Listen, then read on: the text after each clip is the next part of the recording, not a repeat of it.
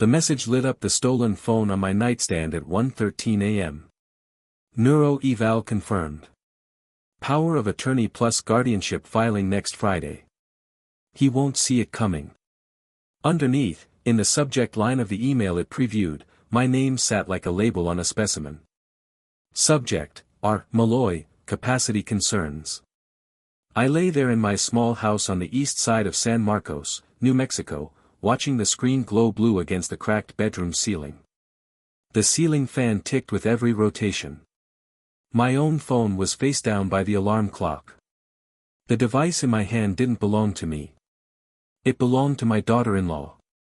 I was 69, still running 3 auto parts stores, still doing the books every Sunday at the shop office, still driving my own delivery routes when we were short-staffed.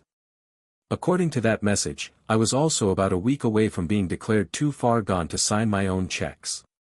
Guardianship. Power of attorney. He won't see it coming. They were right about one thing, I hadn't. I thumbed the screen awake. Notifications stacked in a neat little column, emails, texts, calendar reminders I'd never see if not for one stupid accident. A part of me wanted to shut it off, pretend I'd misread that first line.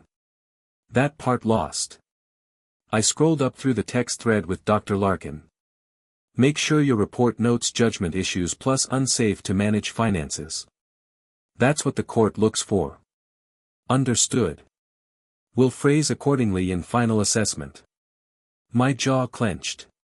I could almost smell the burnt coffee and rubber from the shop's back room just thinking about it. Then I hit the name above the conversation, Vanessa. My daughter-in-law. I set the phone down for a second and pressed my palms into my eyes until I saw sparks. I could trace exactly when tonight had gone wrong. I just hadn't known what I was looking at in the moment.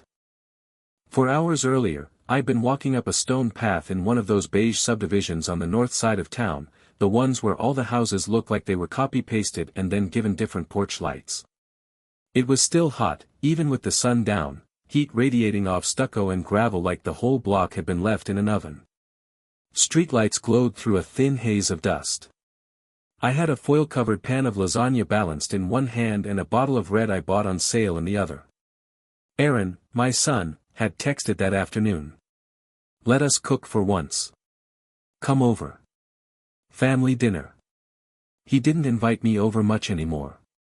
Kids sports, late nights at the dealership, crazy week, Dad, next time, promise. I'd said yes before he could change his mind. I was a step from the door when it swung open. Robert. Right on time, Vanessa said, like she'd been waiting with her ear against the wood. She hugged me with just her arms, careful not to smudge the line of her blouse. Her perfume smelled like something you buy in the nice part of the mall. Her smile hit me full wattage, but her eyes were already cataloging everything, my shirt, the pan, how stiffly I moved. Brought provisions, I said, lifting the lasagna. In case your fancy recipes fail you. You're so sweet, she said. We were just talking about how we miss your Sunday spreads. We hadn't had one of those in over a year, but I let it slide. Aaron came around the kitchen island in a gray t-shirt and slacks, drying his hands on a dish towel. The open floor plan showed off their granite, the stainless steel, the kind of appliances my shop stocked parts for. Hey, Dad, he said. We did the quick, careful half-hug men do when there's too much unsaid between them. Shoulder tap, brief squeeze, retreat. You look, his eyes flicked over my face. Tired. Long day. Just the usual, I said. Belts don't stop breaking because my back hurts. The living room looked like nobody actually lived there. Pale sofa, a glass coffee table, abstract metal art on the wall that probably cost too much. One framed photo of Aaron as a teenager at my first store sat half-hidden behind a houseplant, grease on his cheek, both of us grinning. He'd lasted 3 weeks at Malloy Auto Supply before swearing he'd never smell oil and rubber for a living. Vanessa took the wine and lasagna, already repositioning them on the counter just so. Sit, sit. You must be wiped, covering all those stores. Got managers, I said, lowering myself onto the edge of the sofa. I just sign the checks and yell at them once in a while. She crossed her legs, studying me with a pleasant little smile. Still keeping up with everything? Orders, suppliers, leases. I can't even keep my password straight half the time. I'm not misplacing 3 buildings, I said. Aaron stepped in, too quick. She just means, it's a lot, he said. You handle the bank accounts, the loans, all of it. If something happened to you, we'd be completely in the dark. No logins, no file system, nothing. There it was, that phrase again. If something happened to you. I've got things written down, I said. Where? Vanessa asked lightly. Just in case. In places that aren't your concern, I replied. For a heartbeat, the smile in her eyes went flat. Then it was back, wide and bright. We just hate the idea of some stranger fiddling with your life if, heaven forbid, there was ever an issue, she said. Families should be the ones making decisions when, the time comes. Dinner was roasted chicken with lemon, potatoes that looked like they'd been arranged with tweezers, and some dessert in little glass jars with shaved chocolate on top. It probably tasted good. I barely noticed. Vanessa topped off my wine glass every time I took more than 2 sips. Aaron watched closely when I reached for my fork, when I answered questions, when I told a story about a customer mixing up spark plugs. Remember when you thought the property tax bill was due the wrong month? He asked casually at one point. I remembered before I mailed it, I said. That's called catching a mistake, which last I checked, is a point in my favor. I saw the quick look he gave Vanessa. She flicked her gaze away, smooth as ever. Halfway through dessert, I excused myself to use the bathroom. The house dropped a notch in volume the instant I stepped out of the dining area. By the time I reached the hallway, their voices had slid into a muffled, urgent rhythm. He mixed up his grandkid's birthday, Vanessa whispered. You heard him last week. He corrected himself, Aaron replied. That's not enough. Then we need more, she hissed. If he knows the neurologist is about capacity, he won't go. We have to sell it as a routine check. Keep him off balance. I stared at my own reflection in their spotless hallway mirror for a second. The man looking back at me had more lines than I felt inside, more gray at the temples, shoulders rounded from lifting engines and boxes for too many years. I understood how they could look at that and see fragile. I also knew I wasn't. I flushed the toilet for show, ran the sink, and walked back into the dining room. Conversation snapped back to vacations, school plays, Aaron's sales numbers at the dealership, too bright, too loud, like they'd turned the TV up to cover a fight. Everything okay? Vanessa asked. You were in there a while. Old knees, I said. Takes a second to get up. By then my skin felt one size too small. I pushed my empty jar away. This was good, I said. We should do it again before you forget what I look like. Vanessa's smile sharpened at the edges. We just worry about you driving across town at night, she said. The turn onto the highway is tricky, and your depth perception. I was delivering parts in snowstorms before you were born, I cut in. I can handle 10 minutes of paved road. Aaron walked me to the little entry nook by the door. A narrow bench ran along the wall, a fancy ceramic bowl held keys and loose change. He hovered a hand near my elbow like I might tip over. Just text when you get home, he said. So we know you made it. I'm not 90, I said. But sure. I braced my palm on the arm of the bench and pushed myself up.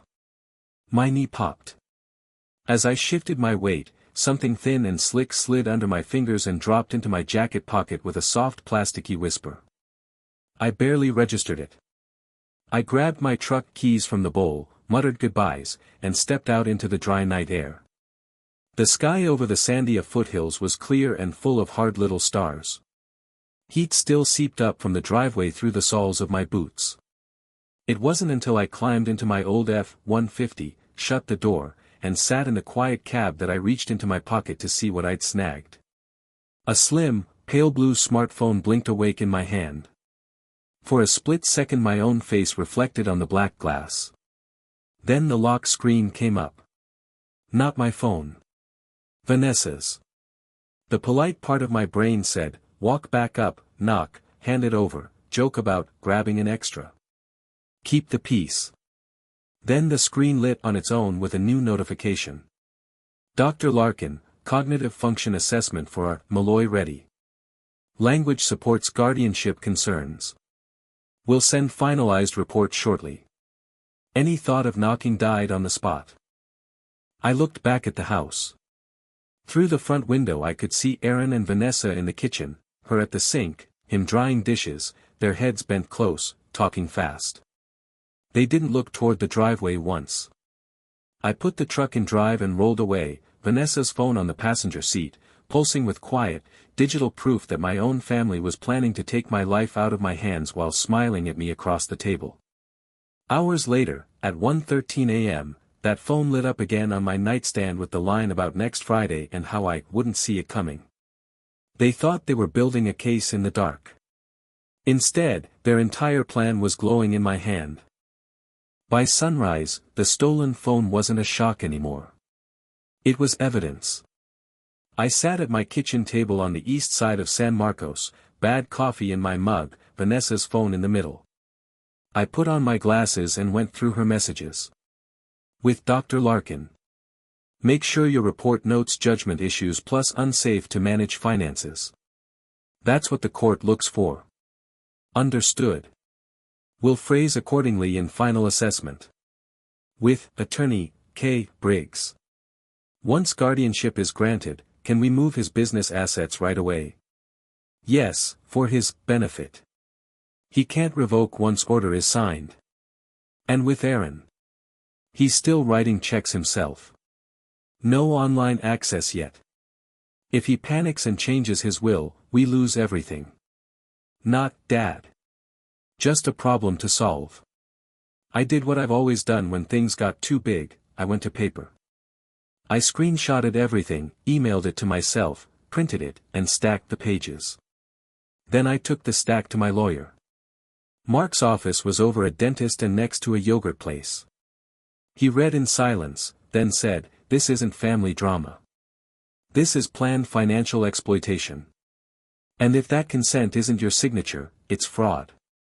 He showed me the petition they'd filed, Consent to Neurocognitive Evaluation, Robert Malloy. The signature at the bottom almost looked like mine. Almost, he said.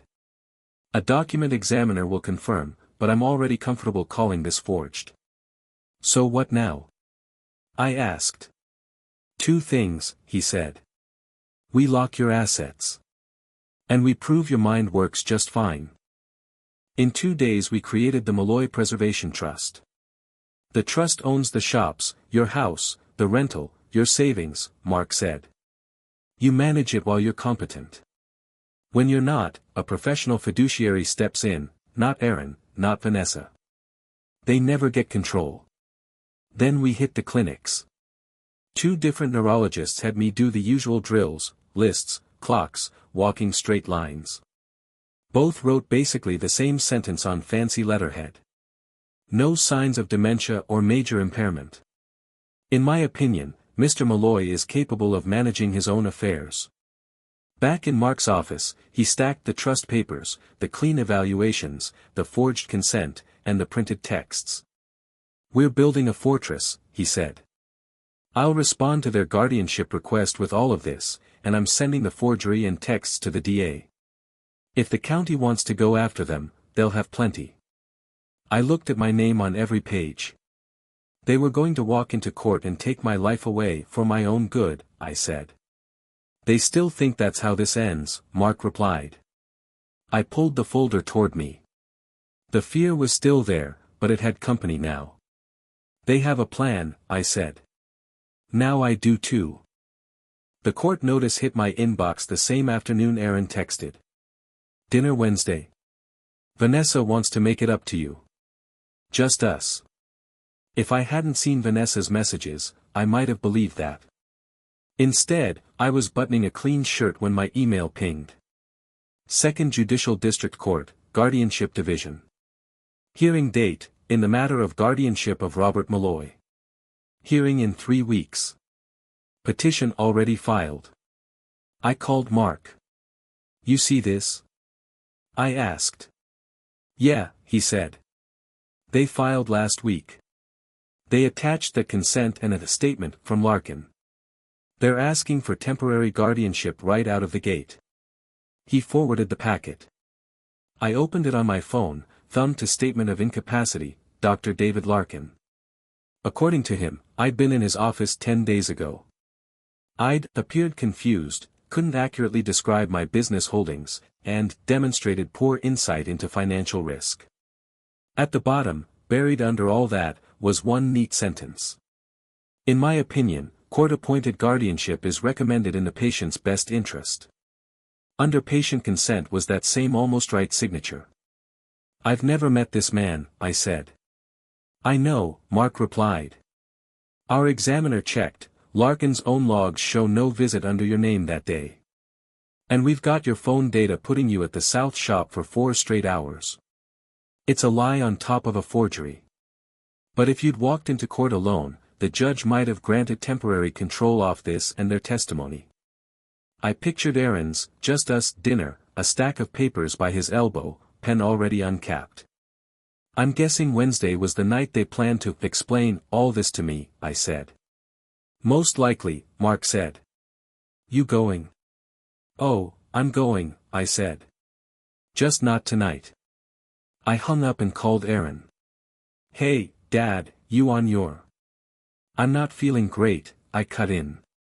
Stomach's off. I'm gonna stay home. We'll reschedule. A pause. Sure. Yeah. Feel better. Call if you need anything. Always do, I said, and ended the call. I heated a can of soup, stared at it until it went cold, then grabbed my keys and walked out the door anyway. The Mesa Ridge Community Center sat behind a tired strip mall I'd driven past for years. Tonight I went in. The place smelled like coffee and floor cleaner. A TV murmured a game show in the corner, a few folks played cards at plastic tables. A woman at a folding table looked up. Early 60s, gray streaks in her hair, volunteer badge that read, Carla, Outreach. Can I help you? She asked. Just needed somewhere that isn't my living room, I said. My son's trying to have me declared incompetent. She blinked once. That's direct, she said. Sit down. I'll get you some coffee. We sat by the window. I gave her the short version, the dropped phone, the texts, the forged consent, Larkin's fake report, the hearing notice. I used to be a nurse, Carla said when I finished. Rehab and memory care. You're not the first grandparent to walk in here with this story. You'd be shocked how often, for your own good, really means, for our own comfort. Maneuvering, I said. That's what my lawyer calls it. That's a polite word for it, she said. Do your people know what's happening? Managers, suppliers? Or is your son free to call and say, we're worried about Dad, noticed anything, while everyone's in the dark? Before I could answer, my phone buzzed. Missed calls, my main supplier, my accountant, my South Store manager. I called the manager. Hey, boss, he said. Heads up, your son rang. Asked if you'd been forgetful, messing up orders, that kind of thing. I told him if you ever forget more than your coffee, I'll let him know. Good, I said. Appreciate it. I hung up. Yeah, I told Carla. He's already working the phones. Then you stay visible, she said. Show up at the shops. Make decisions where people can see you. Don't let them talk about you like you're already gone. She slid a small notebook and pen across the table. Write down what you do, she said. Who you talk to, problems you solve. Judges like patterns. So do you, probably. You're a numbers guy. You think a notebook's going to save me? I asked. I think a notebook, 2 clean evals, and a good lawyer make it a lot harder to erase you, she said. And for what it's worth, you walked in here clear as a bell. Don't let them convince you otherwise. I opened to the first page and wrote. Hearing in 3 weeks. Trust done. Clean evals.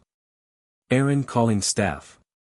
On the drive home, San Marcos looked the same, dusty streets, neon signs, my logo on 3 worn storefronts, but it felt different. They had their version of me in a court file. I was going to build my own. 3 days after the court notice, Mark called.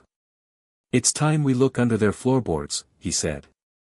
I was at the north shop counter, explaining to a guy why cheapest brake pads and stopping on time don't always go together. Under whose? I asked. Aaron and Vanessa's, he said. If they're going this hard after your assets, I want to know why. Because they're greedy, I said. Greedy explains what, Mark replied. I'm looking for why now. Come in. When I got to his office, there was a stranger in the chair opposite his desk. Mid-40s, neat shirt, forgettable face. Robert, this is Victor, Mark said. Forensic accountant. He finds money people hope stays buried. Victor nodded. I don't hack anything. I read records, credit, public filings, business data, and follow patterns. And you're pointing that at my kid, I said. You asked for consequences, not just defense, Mark said. This tells us what they're risking, and who might be pushing from behind. What do you need? I asked Victor. Full names, addresses, any businesses, where they bank, he said. Give me a couple days. It took 2. Come in, Mark said on the phone. You'll want to see this. Victor had a thin folder waiting. He slid a summary page toward me. Online sports betting. Casino apps. A credit line with some offshore outfit. Vanessa tied to a home equity loan that vanished into the same hole. They're in for about $130 in unsecured gambling debt, Victor said. Some with companies that like to sell bad paper to aggressive collectors. Define aggressive, I said. The kind that call bosses. Friends. Business partners. Anyone whose number they can connect, he said. My son's name sat above all those numbers. For a second I saw him at 12, on my breakroom couch, asking if real money felt heavier in your hand. Why not just come to me? I muttered. Because they didn't want help, Mark said. They wanted your position. Victor flipped to another page. One bundle of this debt is about to be sold, he said.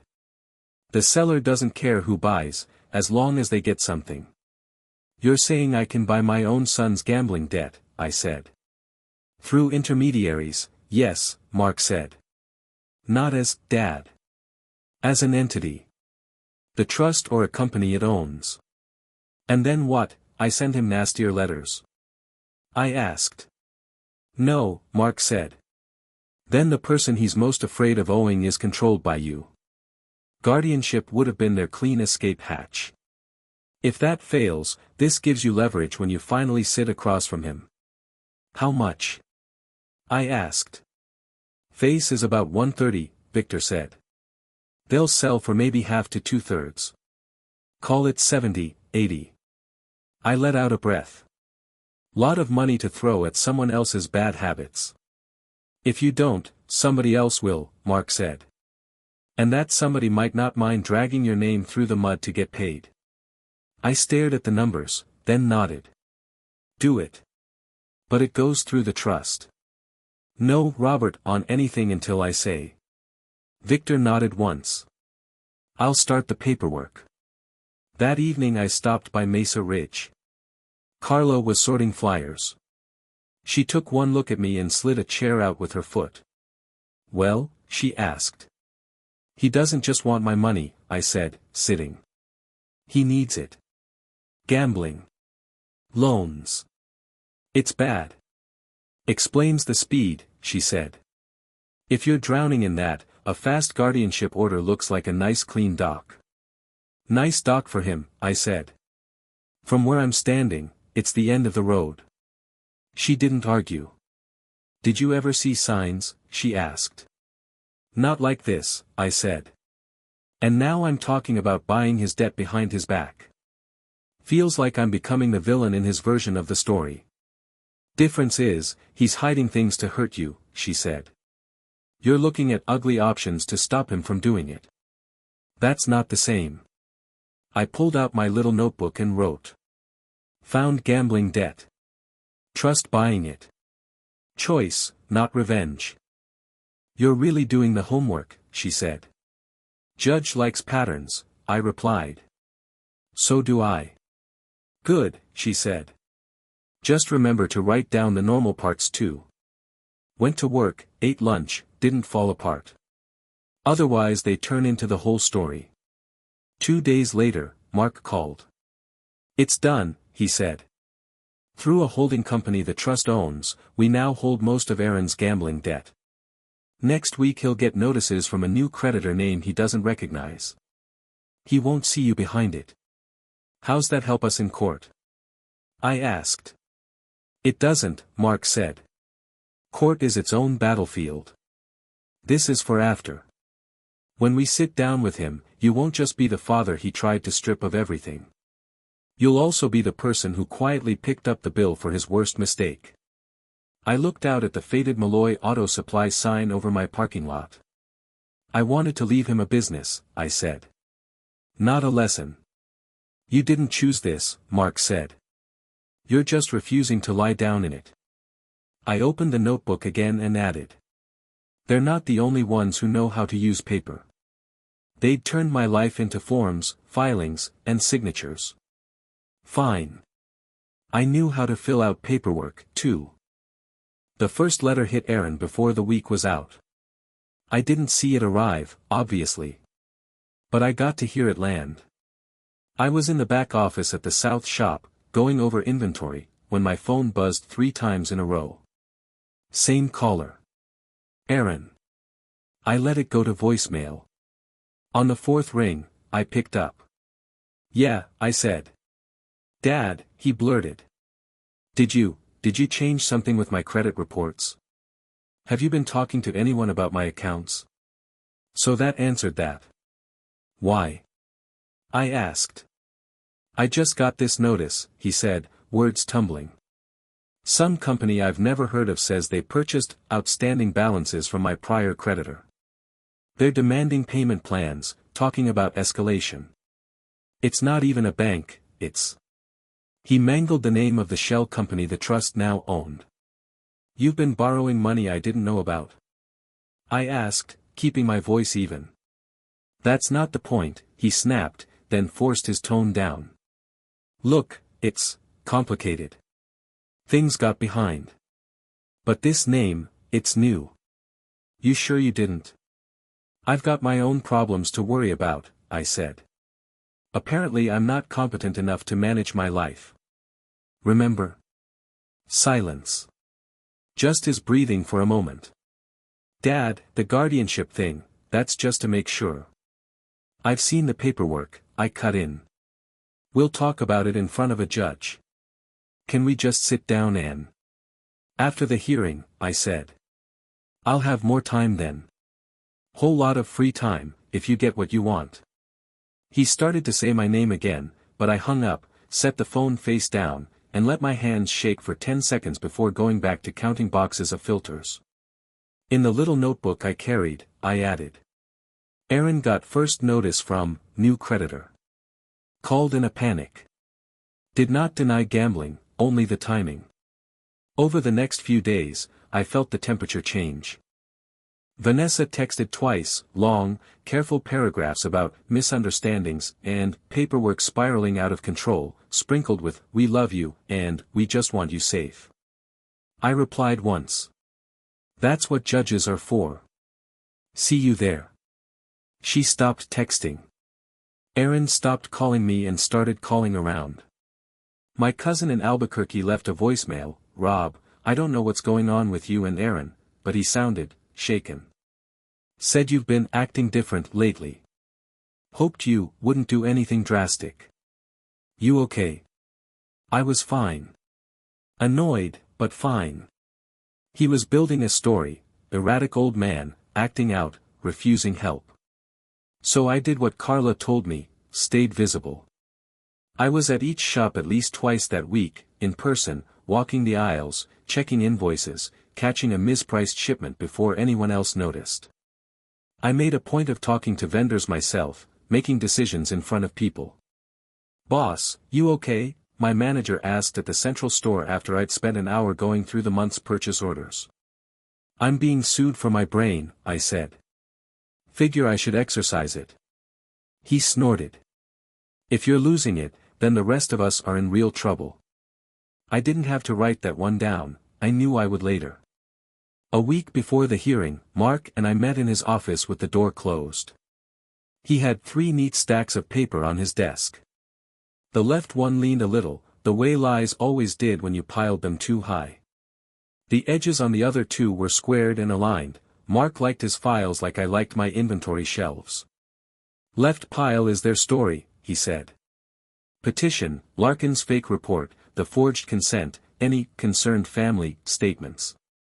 Middle pile is our defense, your real medical evals, trust documents, daily notes, statements from your staff and suppliers. Right pile." He tapped it with one finger. "That's what we use if they push this beyond the bounds of decency in court." "Debt?" I guessed. "Debt," he said. "Proof you bought it legally, plus the trail showing how deep he dug himself before he ever thought about protecting you. I'd rather not show this to a judge. But we can, if they paint you as some reckless menace and themselves as saints." "Will the judge know about it anyway?" I asked. "Only if it becomes relevant to motive," Mark said. "Judges like to stay focused. But it gives us options." He slid a single sheet toward me. "These are the witness statements. Your managers, your accountant, your main supplier." I asked what they'd say if a judge wanted to know whether you seemed confused lately. This is what they gave me. I read one. "If Mr. Malloy is incompetent, I don't know what that makes the rest of us." I smiled despite myself. "Here's how this goes," Mark said. "First, their lawyer will try to paint a picture of decline. Larkin's report, family testimony, vague anecdotes. Then I walk the judge through your evaluations, the forgery analysis, your day-to-day functioning. If the judge has any sense, that sinks the petition. And if he doesn't?" I asked. "Then we appeal," Mark said. "And we send the forgery package to the DA regardless. Some lines, once crossed, are hard to uncross." "And the debt?" I asked. "We keep that for after," he said. "You're not responsible for his bets. But if he wants any kind of relationship left, he's going to have to tell the truth with that weight on the table." I nodded slowly. "I don't want to destroy him," I said. "I just don't intend to hand him the matchbook." "Good," Mark said. "Then we're on the same page." That night, I stopped by Mesa Ridge again. Carla was stacking chairs. She raised an eyebrow when she saw me. "Pre-battle jitters?" she asked. "Something like that," I said. I told her about the creditor call, the relatives, the 3 piles on Mark's desk. "So he's spinning you as unstable, while quietly panicking about his own mess," she said. "Classic. I keep thinking I must have done something wrong raising him," I said. "You raised a human, not a machine," she said. "He made choices.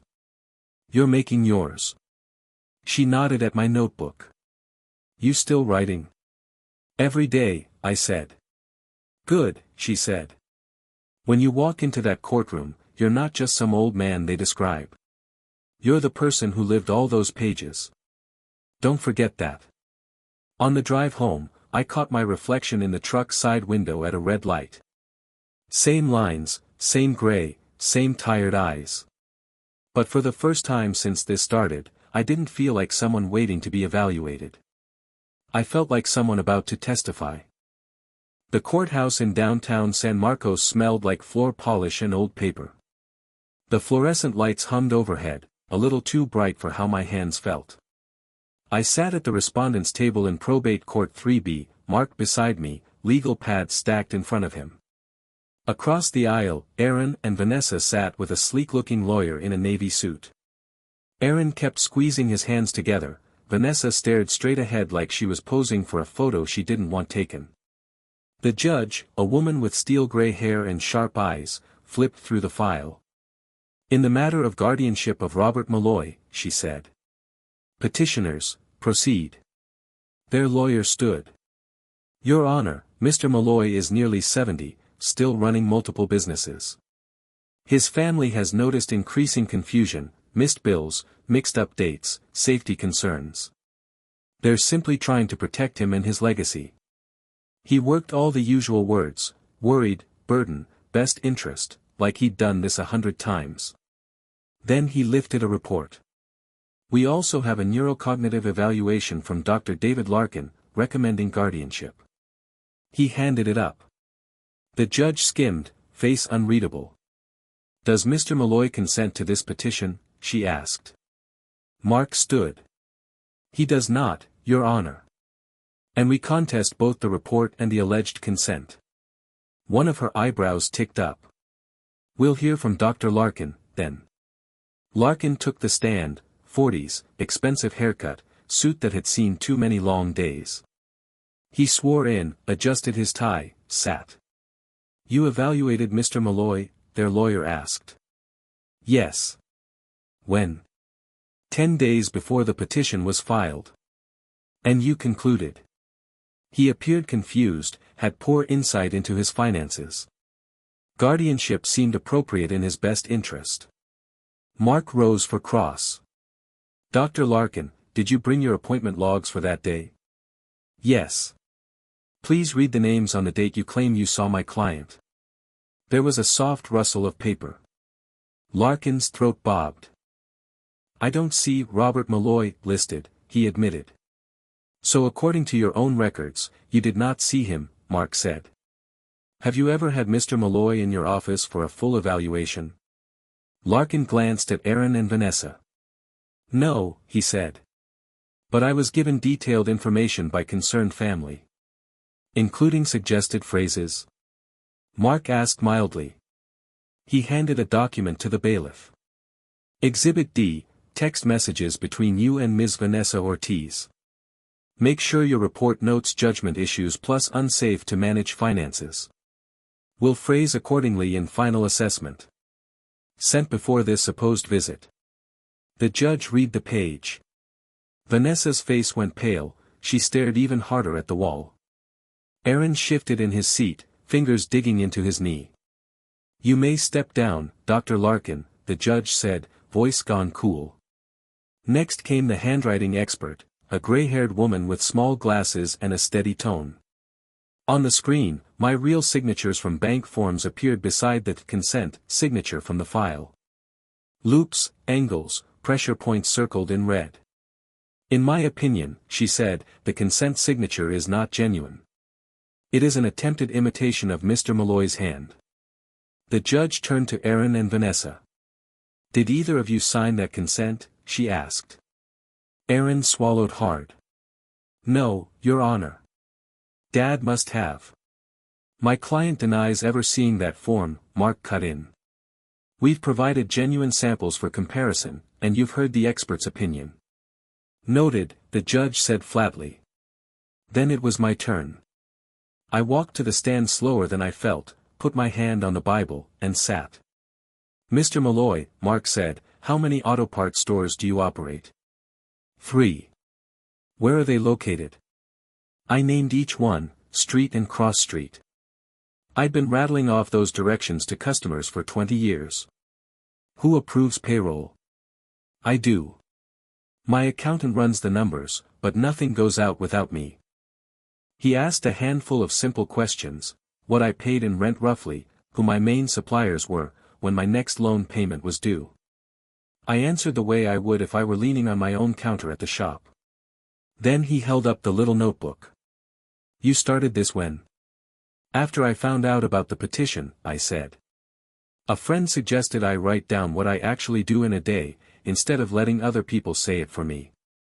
He passed a few highlighted pages to the judge, entries about store visits, invoices corrected, calls taken, the note about Aaron's panicked creditor call. My store manager and main supplier testified after me. Both told the judge I paid on time, caught mistakes, answered questions clearly. If he's incompetent, my manager said, I don't know what that makes the rest of us. The judge's mouth twitched, almost a smile. When everyone finished, the courtroom went quiet except for the hum of the lights and the shuffle of the judge's papers. She stacked the petition on her left, our evidence on her right. Here's what I see, she said. This petition relies on a forged consent and an evaluation written by a doctor who never actually examined the respondent, using language supplied by the would-be guardians. On the other side, I have two independent evaluations showing no cognitive impairment, consistent testimony from business associates, and detailed daily records kept by Mr. Malloy himself. She looked straight at Aaron and Vanessa. Guardianship is a serious deprivation of rights, she said. It is not a tool for taking control of a competent adult's property. Then she turned to me. Mr. Malloy, the petition for guardianship is denied. Dismissed with prejudice. You retain full control of your affairs. She shifted her gaze back to their table. We met in a quiet diner off the highway a week after the hearing. Aaron had taken the far booth, back to the wall. Out of a suit, he looked smaller, just a tired man in a wrinkled button-down, staring at a coffee he wasn't drinking. Dad, he said as I slid into the seat across from him. I set a thin folder on the table between us. He watched it like it might move. I'm not here to replay court, I said. The judge already handled that. He nodded, Adam's apple bobbing. You got some letters lately, I said. From a new creditor. His eyes flicked up. So you did. That company, I said, tapping the folder, is owned by a holding company. Which is owned by my trust. He went very still, fingers tightening around the coffee cup. You own my debt, he said slowly. The trust does, I said. On paper. But yes. His face twisted. So this was all revenge. You. No, I said. If I wanted revenge, I'd have left it with the last outfits. They don't care who they drag down with you. I opened the folder. Two documents slid into view. The first is proof the trust holds most of what you owe. The second is a release that wipes it out. He blinked. You're forgiving it? On conditions, I said. 1. You enroll in a real program for gambling. Not a weekend brochure thing. 2. You get a job and keep it. Any honest work. 6 months straight. I don't care if you're parking cars. And if I don't, he asked. Then it goes back to being a normal debt, I said. With a very patient creditor. He swallowed, then noticed the third page under my hand. What's that? My updated estate plan, I said. You're not in it. Neither is Vanessa. He flinched. You're cutting us out completely. I'm redirecting, I said. What's left when I go will help people who got railroaded the way you tried to railroad me. Folks who didn't have lawyers, or stores, or notebooks. He stared at the table. For a moment he looked like the 12-year-old on my break room couch again, only heavier, older, out of exits. So I get nothing, he said quietly. You get something, I said. You get a chance to dig out without a collector at your throat. And you get a father who won't drag you into court unless you come at him again. That's more than you offered me. He winced. I let the silence sit. Do you hate me? He asked finally. I'm furious with you, I said. And I don't trust you. Hate's too simple for what this is. He nodded, eyes wet. What do you want me to do right now? Sign the treatment papers, I said, sliding them over. Then go home and tell Vanessa the free money faucet is off. If you stay, that's your choice. If you leave, that's your choice. Either way, my life is not your safety net. His hand shook as he signed.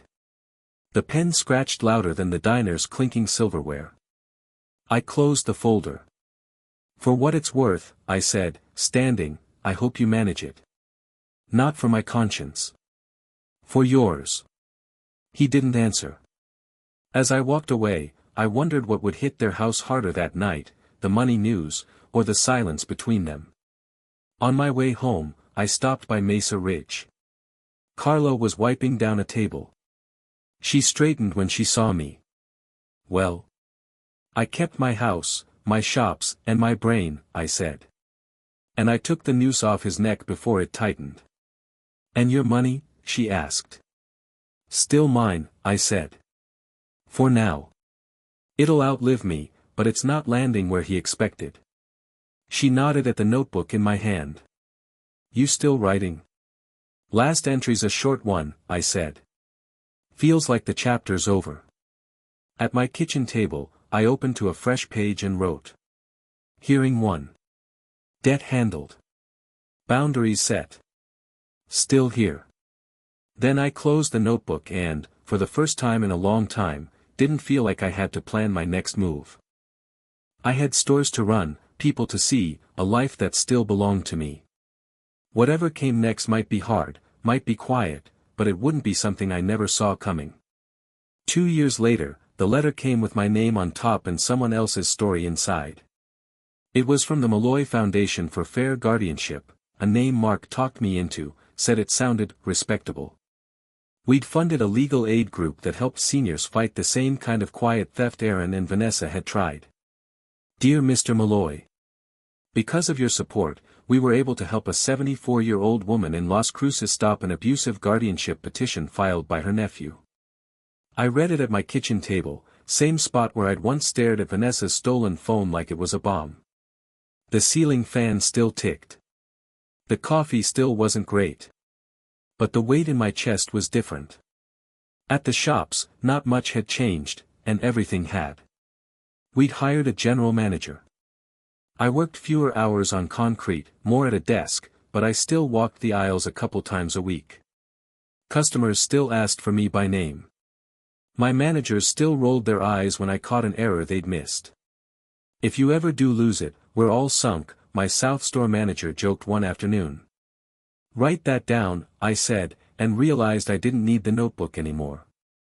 I kept it anyway. It sat on a shelf in my office, fat with pages, rubber band around the middle. My life, in receipts. Aaron. He did the program. Sent proof without being nagged. Got a job managing a smaller lot at a different dealership across town. Still some distance in his eyes when we met for coffee every month or two, but he showed up on time and left without asking for money. We talked about football. About his kids' school projects. Once, briefly, about the hearing. I still don't know how I let it get that far, he said. I do, I said. But you're walking the other way now. That's what matters. We didn't say, forgiveness. We said, see you next month. For us, that was closer. Vanessa stayed a ghost. I didn't miss her. On Wednesday nights, I played cards at Mesa Ridge. Carla always ended up across from me, pretending not to cheat and failing. New faces joined the table sometimes, men and women with that same stunned look I'd worn once. My son's talking to a lawyer about guardianship, one of them said one evening. Says it's just, in case. Carla glanced at me over her cards. You should talk to Robert, she said. He knows a thing or two about, in case. I slid my chair a little closer, told him about trusts and notebooks and not letting anyone narrate your life for you. By the time I walked out into the desert night, the air had cooled, and the sky over San Marcos was full of stars you could only see if you looked past the streetlights. I locked my truck, checked that I had my keys, my wallet, my phone, old habits, and smiled to myself. They'd tried to take my future with paper. In the end, I'd used paper to give some of it away on my own terms. The rest, I was still living.